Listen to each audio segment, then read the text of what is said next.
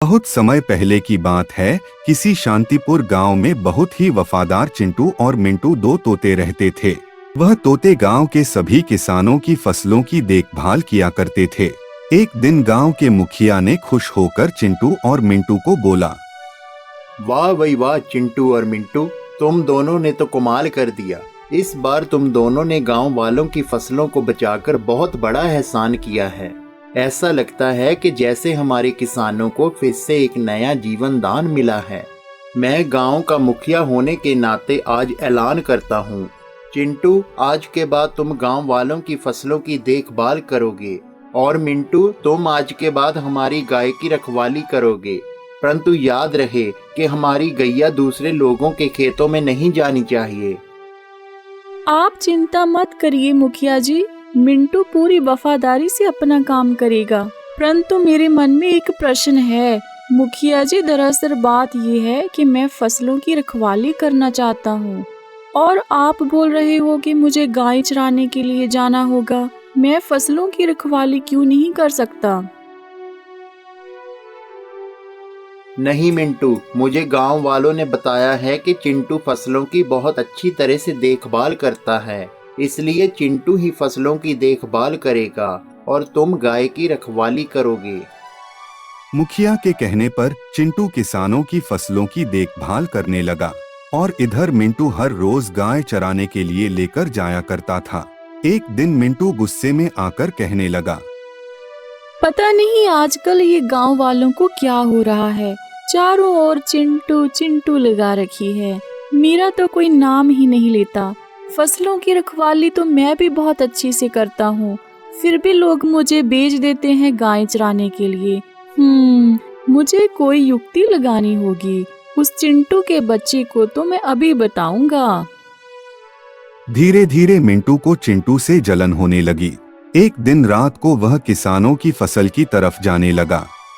अभी बताता हूँ उस चिंटू के बच्चे को, अपने आप को बहुत बड़ा खिलाड़ी समझ रहा है। मैं अभी जाकर किसानों की सारी फसल नष्ट कर देता हूँ। कल सुबह सभी किसान उस चिंटू के बच्चे को गांव से बाहर निकाल देंगे। जब सुबह चिंटू ने आकर फसलों की ओर देखा तो वह देखते ही दंग रह गया और गुस्से में आकर कहने लगा, अरे बाप रे, ये मैं क्या देख रहा हूँ? ये सब किसने किया है? कल रात तो कोई आंधी तूफान भी नहीं आया, परंतु ये सारी फसलें नष्ट कैसे हो गई? मुझे तो इसमें किसी की चाल लग रही है। देखो देखो कैसे सारी फसलों को खराब कर दिया है। जब यह बात गांव के मुखिया को पता चलती है तो वह किसानों के साथ भागा भागा आता है और गुस्से में चिंटू को कहने लगता है, अरे चिंटू, ये मैं क्या देख रहा हूँ? ये तुमने क्या कर दिया है? अब हमारे किसान भाई कहाँ जाएंगे, क्या खाएंगे? मुझे तुमसे ये उम्मीद नहीं थी। ये सब क्या है? नहीं नहीं मुखिया जी, ये सब मैंने नहीं किया। मुझे नहीं मालूम यहाँ कौन आया था। जब मैं सुबह खेतों में आया तो मैंने देखा सारी फसलें तहस नहस हो चुकी थी। मुझे तो ये किसी की चाल लग रही है। अरे बाप रे बाप रे बाप रे, ये मैं क्या देख रहा हूँ? सारी फसल तहस नहस हो चुकी है। अब हम गांव वाले क्या खाएंगे? मैंने तो आपको बोला ही था कि मुझे फसलों की रक्षा करने दो।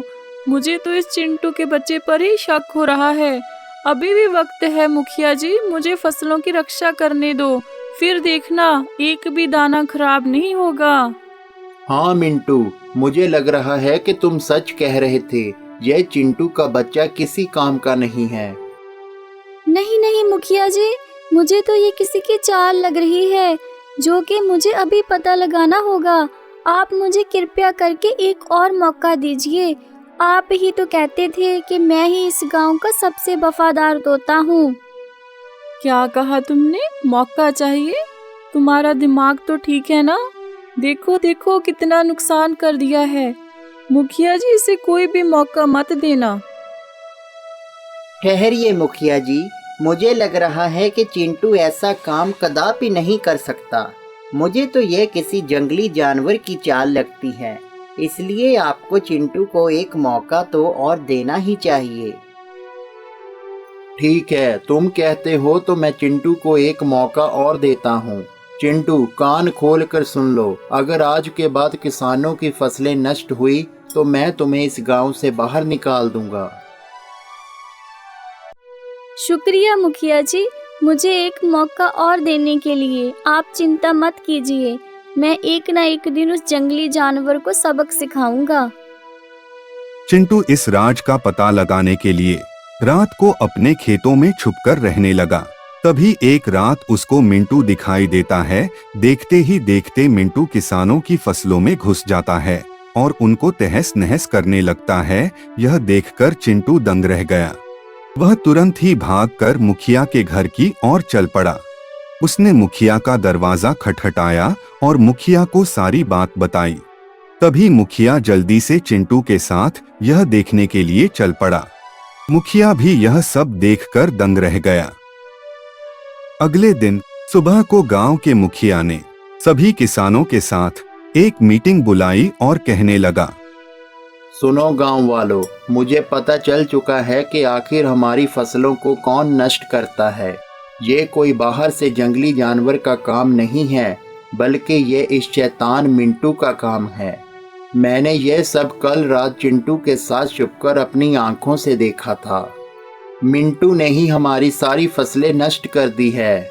इसलिए मैं ये ऐलान करता हूँ कि आज के बाद मिंटू हमारे गांव में नहीं रहेगा और सभी किसान भाइयों को सूचित करता हूँ कि आज के बाद कोई भी इसे खाना ना दे। हाँ किसान भाइयों, वह दुष्ट मैं ही हूँ। मैंने ही तुम्हारे फसलों को नष्ट किया है। हो सके तो मुझे माफ कर देना। पता नहीं क्यों मुझे चिंटू से जलन होने लगी थी, इसलिए मैंने फसलों को नष्ट किया था ताकि आप सभी चिंटू को गांव से बाहर निकाल दें। मैं आप सभी से एक बार फिर हाथ जोड़कर क्षमा मांगता हूँ। हो सके तो मुझे माफ कर दो। हमें तुमसे ये उम्मीद नहीं थी। हाँ मुखिया जी, इसे हमारे गांव से बाहर निकालना ही होगा हमें। इस घमंडी और लालची के लिए हमारे गांव में कोई जगह नहीं है। क्या मिंटू, हमें तुम पर कितना विश्वास था, सारा मिट्टी में मिला दिया। हाँ, इस दुष्ट के लिए हमारे गांव में अभी कोई जगह नहीं है। इसे बाहर निकालो यहाँ से। मुखिया जी, मैं और चिंटू इस गांव में बहुत सालों से रह रहे हैं और हम एक दूसरे के बहुत अच्छे मित्र भी हैं। अगर आप सभी मेरे मित्र को गांव से बाहर निकाल देंगे तो मेरा उसके बगैर मन नहीं लगेगा। मेरे मित्र से गलती हो गई है, आप सब उसे माफ कर दें।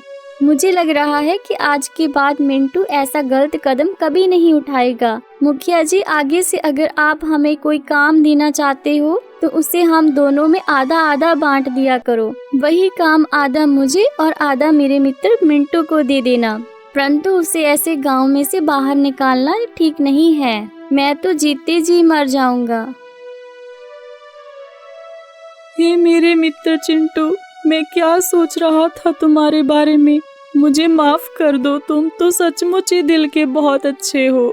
हाँ गांव वालों, जैसा कि मेरे मित्र चिंटू ने कहा है, मैं आप सभी से वादा करता हूँ कि आगे से ऐसा कभी भी कोई गलत कदम नहीं उठाऊंगा। आप गांव वाले मुझे मेरे मित्र से अलग मत कीजिए।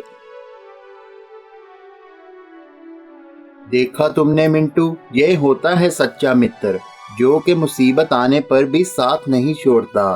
तुम दोनों की मित्रता देखकर मैं तुम्हें एक मौका और देता हूँ। सिर्फ तुम्हारे मित्र चिंटू के कहने पर मैं तुम्हें इस गांव में रहने की इजाजत देता हूँ, परंतु याद रहे आइंदा ऐसा काम कभी मत करना, वरना मैं किसी की कोई सलाह नहीं लूंगा। तुम्हें धक्के मारकर गांव से बाहर निकाल दूंगा। आप फिक्र मत कीजिए मुखिया जी, मुझे मेरी गलती का एहसास हो चुका है। मैं भी कितना बुद्धू था, अपने ही पक्के मित्र के साथ छल कर बैठा। चिंटू, आज तुमने मुझे बचाकर मेरे ऊपर बहुत बड़ा एहसान किया है। मैं वादा करता हूँ आज के बाद हम दोनों मित्र एक साथ मिलजुल कर रहेंगे और कभी एक दूसरे के साथ लड़ाई झगड़ा नहीं करेंगे। चिंटू और मिंटू फिर से इकट्ठे और खुशी खुशी से उस गांव में रहने लगे। इसीलिए तो कहते हैं कि हमें कभी भी लालच और घमंड नहीं करना चाहिए।